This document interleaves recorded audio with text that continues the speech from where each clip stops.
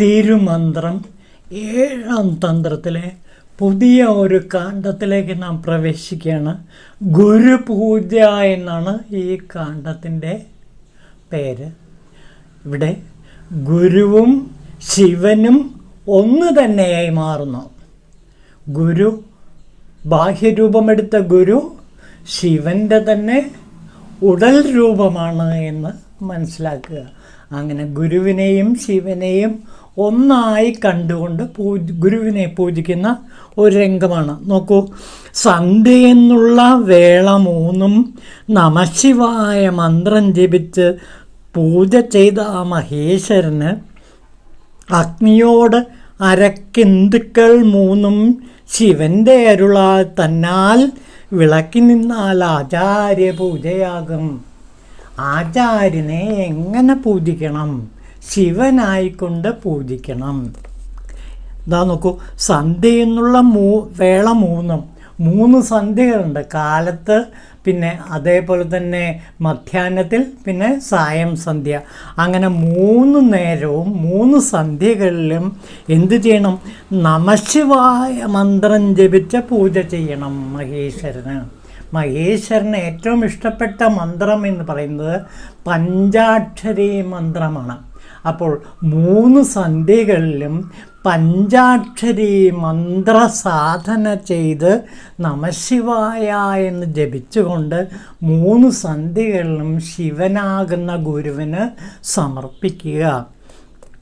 അഗ്നി, പിന്നെ അതേപോലെ അർക്കേന്തുക്കൾ, അർക്കൻ സൂര്യൻ, പിന്നെ ഇന്ദു ചന്ദ്രൻ.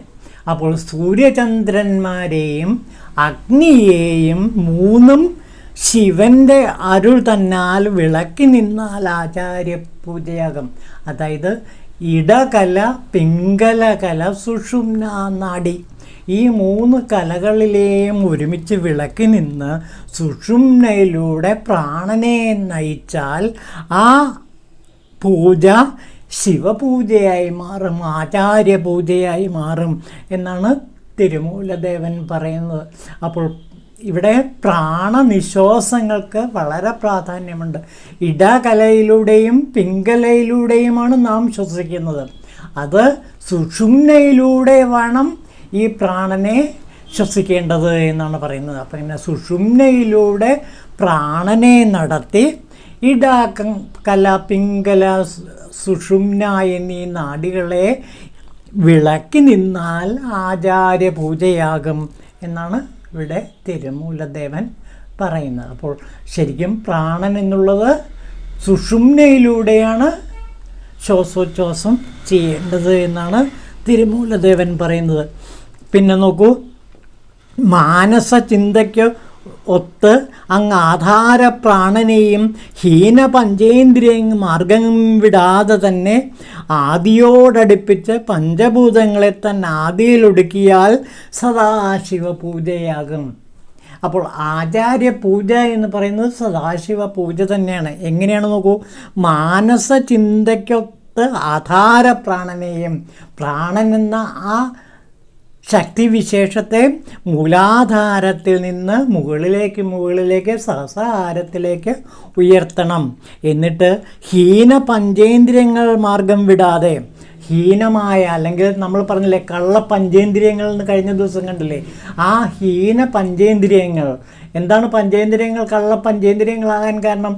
നാം പഞ്ചേന്ദ്രിയങ്ങളുടെ അടിമകളായി മാറുന്നു. കണ്ണിൻ്റെ, ത്വക്കിൻ്റെ, മൂക്കിൻ്റെ ഒക്കെ, വായിൻ്റെയൊക്കെ അടിമകളായി നാം മാറുന്നു. അങ്ങനെ ആ കള്ള പഞ്ചേന്ദ്രിയങ്ങളെ എന്തു ചെയ്യണം? ആദിയോടടുപ്പിക്കണം. ആദി എന്ന് വെച്ചാൽ ശിവൻ, ആ ശിവഭഗവാനോടടുപ്പിക്കണം. അതായത് പഞ്ചേന്ദ്രിയങ്ങളുടെ ഉത്ഭവസ്ഥാനം ഏതാണ്? അത് പരബ്രഹ്മമാണ്, ശിവനാണ്. ശിവനിൽ നിന്നാണ് ഈ പഞ്ചഭൂതങ്ങൾ ഉണ്ടായത്.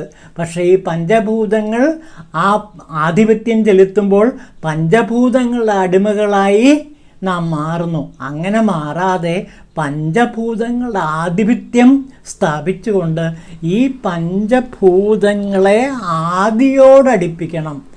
ആദിരൂപമായ ശിവങ്കലേക്ക് ഈ പഞ്ചേന്ദ്രിയങ്ങളെ അടുപ്പിക്കണം. അപ്പോൾ പഞ്ചേന്ദ്രിയങ്ങൾ ശിവപൂജ ചെയ്തുകൊണ്ടേയിരിക്കും. അപ്പോൾ പഞ്ചേന്ദ്രിയങ്ങളെ വിഷയവാസനകളിലേക്ക് വിടാതെ അതിനെ ആദി രൂപമായ ഭഗവാന്റെ അടുക്കലെത്തിച്ച് അവയെ കൊണ്ട് ശിവപൂജ ചെയ്യിക്കുക.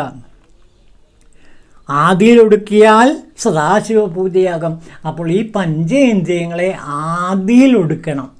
അതായത് അതിൻ്റെ മൂലമായ ബ്രഹ്മത്തിൽ ഒടുക്കണം.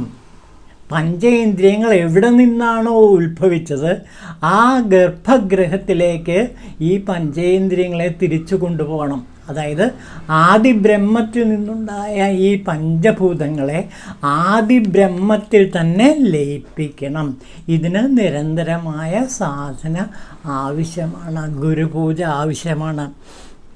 നോക്കൂ അടുത്തത്, അല്ലിലും മാറി പകലിലും ചെയ്യും പൂജ ചെല്ലുന്നു ശിവത്തിങ്കൽ ഇരുമലർ പൂജയെ. വല്ലാത്ത ശക്തിയുള്ളവർ ഈ മലർ പൂജയെ ഏൽക്കാൻ ചെല്ലുന്ന ശിവൻ തൻ്റെ പൂരണ സ്വരൂപത്തിൽ.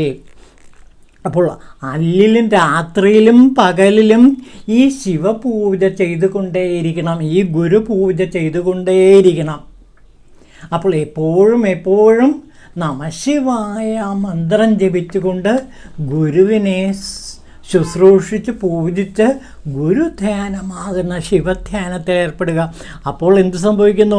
വല്ലാത്ത ശക്തിയുള്ളൊരു ഈ മലർ പൂജയെ ഏൽക്കാൻ, വല്ലാത്ത ശക്തിയുള്ള ഈ പൂജയുടെ ശക്തിയേറ്റ് ശിവൻ നമ്മെ അനുഗ്രഹിക്കും. അപ്പോൾ ശിവനെ പ്രത്യക്ഷപ്പെടുത്താൻ ഈ വല്ലാത്ത ശക്തിയുള്ളൊരു ഈ പൂജ ചെയ്യുക. അപ്പോൾ ശിവപൂജ ഗുരുപൂജ നിരന്തരം ചെയ്യുന്നതിലൂടെ നമുക്ക് ശിവപ്രസാദം, ഗുരുപ്രസാദം, ഗുരു അരുൾ, ശിവ അരുൾ നമുക്ക് ലഭിക്കുമെന്നാണ് തിരുമൂലദേവൻ ഇവിടെ പറയുന്നത്. ഇതാണ് ഗുരുപൂജയെക്കുറിച്ചുള്ള പ്രധാനപ്പെട്ട ചില കാര്യങ്ങൾ തിരുമൂലദേവൻ പറയുന്നത്.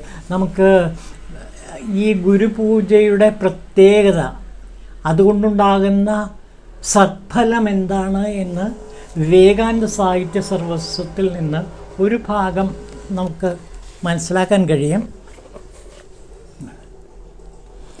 നോക്കൂ,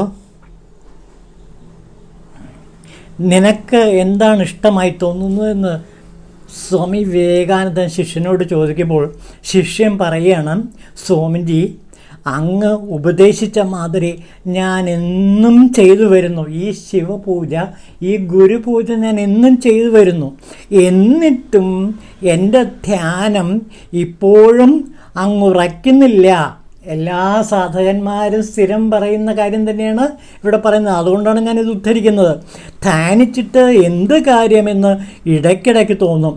അതുകൊണ്ട് ധ്യാനം എനിക്ക് പറ്റുമെന്ന് തോന്നുന്നില്ല. അവിടുത്തെ നിരന്തര സാമീപ്യം മാത്രമേ ഞാൻ തീവ്രമായി കാക്ഷിക്കുന്നുള്ളൂ. ഗുരു സാമീപ്യം തന്നെയാണ് ഗുരുപൂജ എന്നാണ് ശിഷ്യൻ ഇവിടെ പറയുന്നത്. അപ്പോൾ അതിന് സ്വാമിജി മറുപടി പറയാം, അതെല്ലാം ദൗർബല്യത്തിൻ്റെ ചിഹ്നങ്ങളാണ്. നിത്യപ്രത്യക്ഷമായ ആത്മവസ്തുവിൽ തന്മയനായിത്തീരാൻ സർവദാ പ്രയത്നം ചെയ്യൂ. ഒരിക്കൽ ആത്മദർശനമുണ്ടായാൽ എല്ലാമായി ജന്മമൃത്യുപാശം അതോടെ അറ്റുപോകുന്നു. ശിഷ്യൻ, അവിടുന്ന് കരുണ പൂണ്ട് അത് സാധിച്ചു തന്നാലും ഇന്ന് ഏകാഗിയെ വരാൻ അവിടുന്ന് എന്നോട് ആജ്ഞാപിച്ചു. ഞാൻ വന്നിരിക്കുന്നു. എൻ്റെ മനസ്സ് ശാന്തമാകാൻ വേണ്ടത് എന്തെങ്കിലും ചെയ്തു തന്നാലും. സ്വാമിജി പറയാണ്, നേരം ഇനി അതിനുള്ള മറുപടിയാണ്. എന്താണ് ചെയ്യേണ്ടതെന്ന് പറയാം. സ്വാമിജി പറയുകയാണ്, സ്വാമി വിവേകാനന്ദൻ ആ ശിഷ്യനോട് വത്സല ശിഷ്യനോട് പറയുകയാണ്, നേരം കിട്ടുമ്പോഴൊക്കെ ധ്യാനം ശീലിക്കൂ. മനസ്സ് സുഷുമ്ന മാർഗത്തിൽ ഒരിക്കൽ പ്രവേശിച്ചാൽ പിന്നെ എല്ലാം തനിയെ നേരെയായിക്കൊള്ളും. ഇവിടെ തിരുമൂലദേവൻ പറഞ്ഞ കാര്യം തന്നെയാണ്. പ്രാണനെ സുഷുമ്ന വഴി നയിക്കുക. മനസ്സ് സുഷുമ്ന മാർഗത്തിൽ ഒരിക്കൽ പ്രവേശിച്ചാൽ പിന്നെ എല്ലാം തനിയെ നേരെയായിക്കൊള്ളും. അതിനുശേഷം അധികമൊന്നും നിനക്ക് ചെയ്യേണ്ടി വരില്ല. ഇതാണ് സ്വാമി വിവേകാനന്ദൻ തൻ്റെ പ്രണത ശിഷ്യനോട് പറഞ്ഞ മറുപടി. ഇതെല്ലാ സാധകന്മാരുടെയും നിരന്തരമായ സംശയമാണ്. ആ സംശയത്തിനുള്ള മറുപടിയാണ് ഇവിടെ സ്വാമി വിവേകാനന്ദൻ പറയുന്ന ആ വാചകം. ഒന്നുകൂടെ ശ്രദ്ധിക്കൂ. നേരം കിട്ടുമ്പോഴൊക്കെ ധ്യാനം ശീലിക്കൂ. മനസ്സ് സുഷുമ്ന മാർഗത്തിൽ ഒരിക്കൽ പ്രവേശിച്ചാൽ പിന്നെ എല്ലാം തനിയെ നേരെയായിക്കൊള്ളും. ഇതാണ് ഗുരുവിൻ്റെ അരുൾ. ഈ ഗുരു അരുളാണ് സ്വാമി വിവേകാനന്ദൻ തൻ്റെ പ്രണത ശിഷ്യന് നൽകിയത്. ഇത് എല്ലാ സാധകന്മാർക്കും തിരുമൂലദേവനും നൽകുന്ന അനുഗ്രഹാശിസുകളാണ്. ഇതാണ് ഗുരുപൂജയിലൂടെ തിരുമൂലദേവൻ നമുക്ക് നൽകുന്ന അനുഗ്രഹം എന്നുകൂടി ഓർക്കുക. അപ്പോൾ ഗുരു അരുൾ എന്ന് പറയുന്നത് ഈ ഗുരുപൂജയിലൂടെ നാം ഇന്ന് നിർവഹിക്കുന്നത് തിരുമൂലദേവൻ്റെ മഹാ അരുളാണ്. തിരുമൂലദേവൻ്റെ മഹാ അനുഗ്രഹം നമ്മിലേക്ക് ഒഴുകി വരികയാണ്. ഈ ഗുരു അനുഗ്രഹത്തെ, ഈ ഗുരുപൂജയെ സാക്ഷാൽ ഭഗവാൻ ശിവൻ്റെ തിരുസന്നിധിയിൽ ഞാനിതാ സമർപ്പിക്കുന്നു. ഓം ശിവായ തിരുമൂലദേവായ നമഃ.